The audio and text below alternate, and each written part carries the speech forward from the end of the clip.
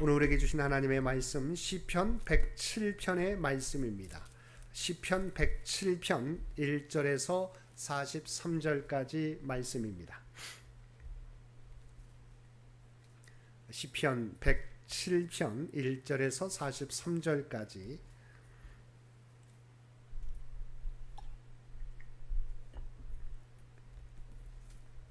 우리 주신 말씀 한 절씩 교독합니다. 107편 1절에서 43절까지 한 절씩 교독합니다. 여호와께 감사하라. 그는 선하시며 그 인자하심이 영원함이로다.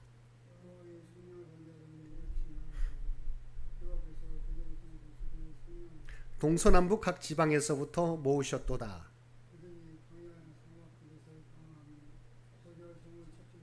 줄이고 목이 말라 그들의 영혼이 그들 안에서 피곤하였도다.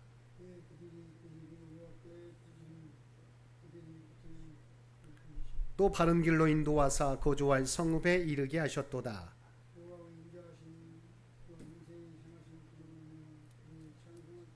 그가 사모하는 영혼에게 만족을 주시며 줄인 영혼에게 좋은 것으로 채워주심이로다. 하나님의 말씀을 거역하며 지존자의 뜻을 멸시함이라.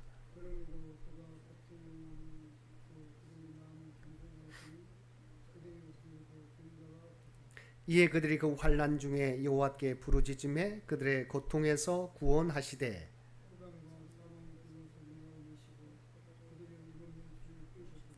여호와의 인자하심과 인생에게 행하신 기적으로 말미암아 그를 찬송할지로다. 미련한 자들은 그들의 죄악의 길을 따르고 그들의 악을 범하기 때문에 고난을 받아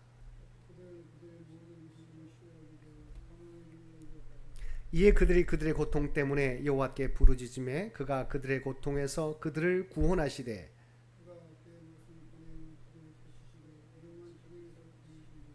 여호와의 인자하심과 인생에게 행하신 기적으로 말미암아 그를 찬송할지로다.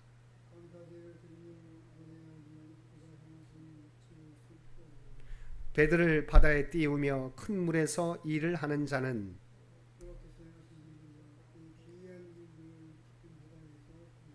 여호와께서 명령하신즉 광풍이 일어나 바다 물결을 일으키는도다.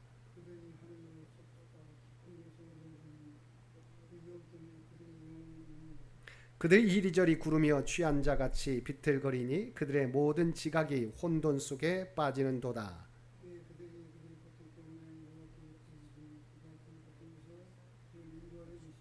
광풍을 고요하게 하사 물결도 잔잔하게 하시는도다.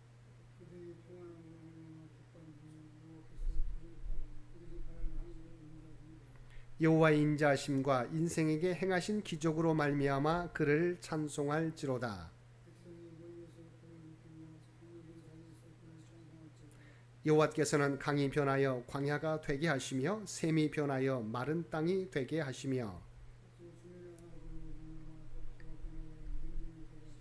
또 광야가 변하여 못이 되게 하시며 마른 땅이 변하여 샘물이 되게 하시고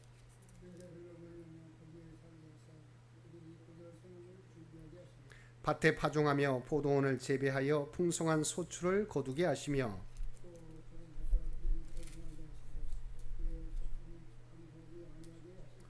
다시 압박과 재난과 우환을 통하여 그들의 수를 줄이시며 낮추시는도다.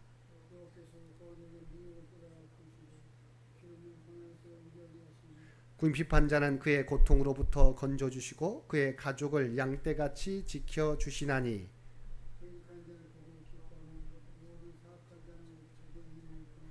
함께 읽겠습니다. 지혜 있는 자들은 이러한 일들을 지켜보고 여호와의 인자하심을 깨달으리로다. 아멘. 오늘도 말씀과 기도로 금요일 하루를 시작하는 모든 성도들 가운데 하나님의 놀라운 은혜가 언제나 함께하여 주시기를 주님의 이름으로 간절히 축원드립니다. 오늘 통독할 말씀은 시편 107편에서 112편까지 말씀입니다. 그리고 오늘 살펴볼 말씀은 시편 107편의 말씀입니다. 시편 107편은 총 150편으로 이루어진 시편 가운데 제5권 107편에서 150편을 여는 시로 선민 이스라엘을 대적에게서 구속하신 하나님의 인자심에 대하여 감사하고 찬양하는 감사 예배시입니다. 본시의 저자는 밝혀져 있지 않습니다. 때문에 그 저작 배경도 단정하여 말하기는 어렵습니다. 그러나 내용으로 비추어 볼 때 본시는 바벨론 포로 귀환 시대에 이스라엘의 한 인명의 시인이 선민의 포로 귀환이라는 민족의 역사적 체험을 배경으로 하나님께 반역만 일삼을 뿐 의로운 점이라고는 하나도 없는 이스라엘을 구원하여 주신 하나님의 인자하심을 감사 찬양한 시로 여겨지고 있습니다. 비록 사권에 속하지만 제106편이 바벨론 포로라는 이스라엘의 역사 속에서 하나님께서 베푸신 인자를 회상하며 하나님께 다시 한번 인자하심을 베푸사 자신들을 바벨론 포로에서 회복시켜 주시기를 소망하는 내용을 담고 있다면 107편은 바벨론 포로 가운데 있는 이스라엘 백성들의 고통의 부르짖음을 하나님께서 들으사 그들에게 인자를 베풀어 그들을 구원하여 주셨음을 감사하고 찬양하는 시라는 점에서 두 시는 상호 연관되어 있다고 할 수 있습니다. 이러한 107편은 다음과 같이 세 부분으로 구분됩니다. 먼저 1절에서 3절은 본시의 도읍 부분으로서 하나님의 구속의 은총을 입은 자들 곧 선민 이스라엘을 향하여 여호와 하나님을 찬양할 것을 촉구하는 내용입니다. 다음으로 4절에서 32절은 본시의 본론 부분으로서 역사 가운데 나타난 하나님의 인자하심과 기사를 제시하며 찬양을 촉구하고 있습니다. 끝으로 33절에서 43절은 본시의 결론 부분으로서 천하의 인생을 마음대로 다스리시는 하나님의 인자와 기사에 대한 근본적 깨달음을 촉구하는 내용입니다. 이제 1절을 보면 시인은 여호와께 감사하라 그는 선하시며 그 인자하심이 영원함이로다라고 노래하고 있습니다. 즉 여호와의 선하심과 인자하심을 인하여 여호와께 감사하라는 것입니다. 시인이 여기서 여호와께 감사라는 말을 시의 서두에 둔 것은 그만큼 여호와에 대한 감사를 강조하기 위함입니다. 사실 여호와께 감사라는 말은 본시를 특징 지어줍니다. 시인이 본시를 지은 첫 번째 이유는 바로 하나님께 감사하기 위함이었습니다. 그리고 시인이 이렇게 하나님께 감사한 것은 그 선하심과 그 인자하심이 영원함을 절실히 느끼게 되었기 때문입니다. 우리는 시인이 하나님의 선하심과 인자하심이 영원하다고 말하게 된 이유를 이해하기 위해서는 먼저 본시의 저작 배경을 이해해야 합니다. 우리가 앞에서도 잠시 언급했지만 본시는 바벨론 포로에서 귀환한 이스라엘의 한 인명의 시인이 지은 것으로 추정됩니다. 이스라엘 백성들은 하나님의 거듭된 경고에도 불구하고 하나님을 배신하고 우상을 숭배하며 하나님의 법을 거슬러 행하였습니다.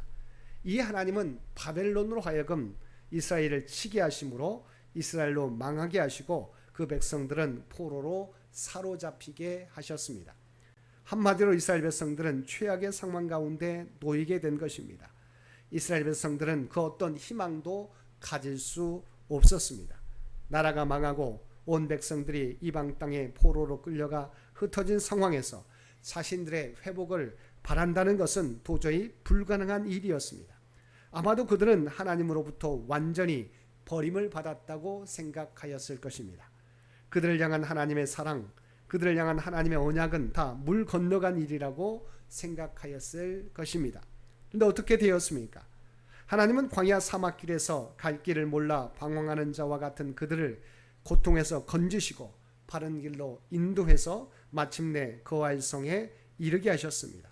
하나님의 말씀을 거역하고 그로 말미암아 흑암 중에 처한 그들을 어둠에서 해방시키신 것입니다. 또한 죄로 말미암아 사망의 문에 가까웠던 그들을 고치시고 위기에서 건져내셨습니다.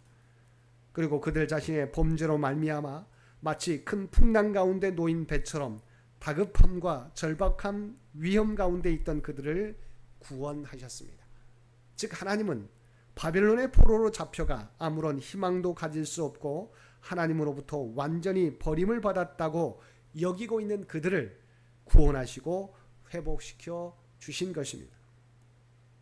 여러분, 이것이 무엇을 말하는 것입니까? 시인이 고백했던 것처럼 하나님의 선하심과 그 인자하심이 영원함을 보여주는 것이 아니겠습니까?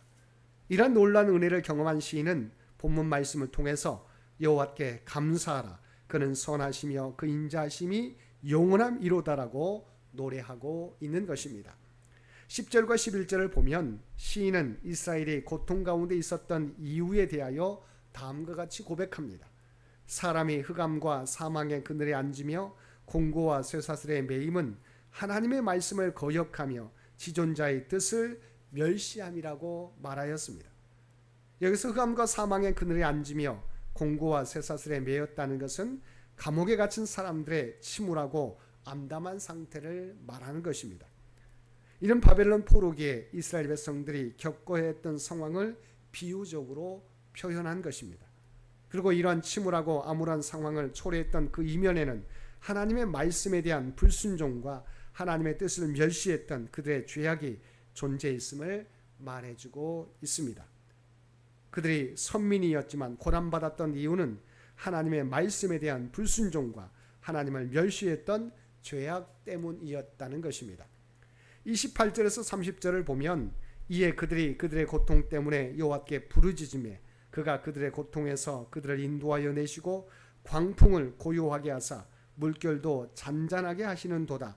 그들은 평온함으로 말미암아 기뻐하는 중에 여호와께서 그들이 바라는 항구로 인도하시는도다라고 말하고 있습니다.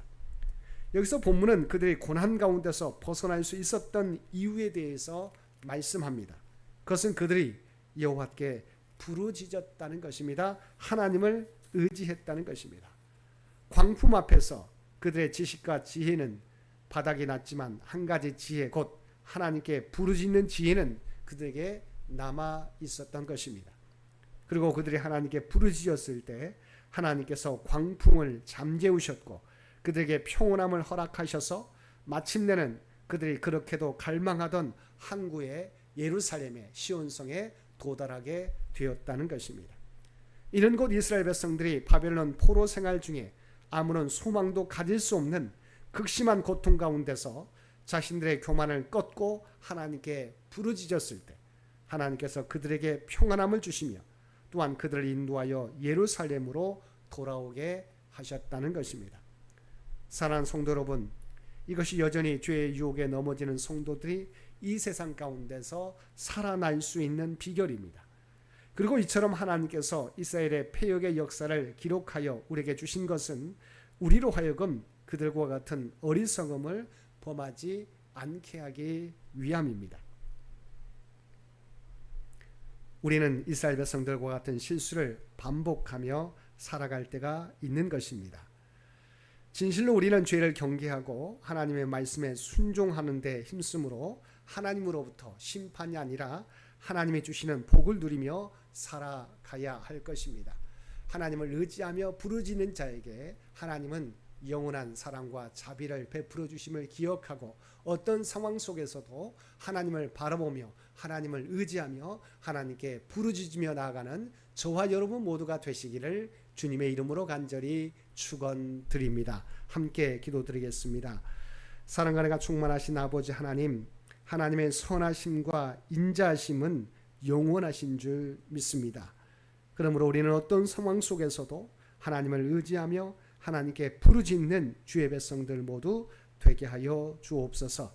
다시는 세상과 죄의 유혹에 넘어가지 않게 하시고 오직 하나님의 말씀에 순종하며 살아가는 저희 모두가 되게 하여 주옵소서. 특별히 이 나라와 이 민족을 기억하여 주시기 원합니다. 오늘은 특별히 광복 80주년을 맞이하는 날입니다. 아버지 하나님, 다시는 이 나라 이 민족이 다른 민족에 의해서 식민 지배를 받지 않도록 이 민족을 지키시고 보호하여 주옵소서. 또한 남과 북에 갈라져 있는데 아버지 하나님, 바벨론의 포로로 끌려가 있던 주의 백성들이 하나님께서 놀라운 구원의 은혜를 베푸셨을 때 꿈꾸는 것 같았도다라고 노래했던 것처럼 아버지 하나님, 도저히 화해할 수 없을 것 같은 남과 북도 하나님의 은혜로 화해하고 평화적 통일을 이루게 하여 주시어서 정말 저 북녘 땅에도 구원의 복음이, 생명의 복음이 전달되어질 수 있도록 주께서 역사하여 주옵소서.